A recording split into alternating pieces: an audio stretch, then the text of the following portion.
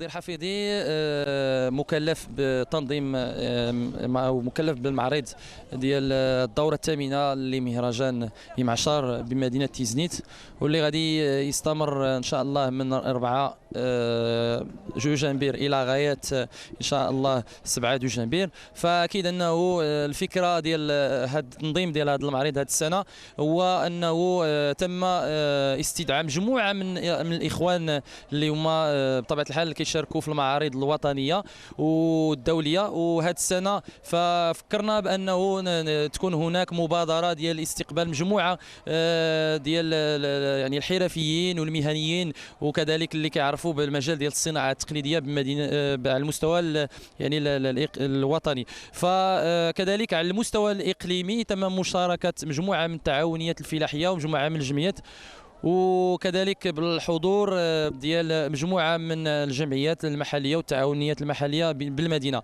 على اي حال، فالهدف كما قلت سابقا هو انه يتم اشراك جميع الفعاليات على المستوى المحلي والاقليمي وكذلك الوطني والجهوي كذلك. فاكيد انه هذه الدوره كما كتشوفوا فكتساهم في التنشيط ديال المدينه، خصوصا توافد ديال الساكنه وكذلك في هذه العطله الدراسيه، وكذلك بتواجد مجموعه من المهتمين الفاعلين ولا الساكنه ديال المدينه بصفه عامه والزوار والضيوف ديال مدينه تيزنيت.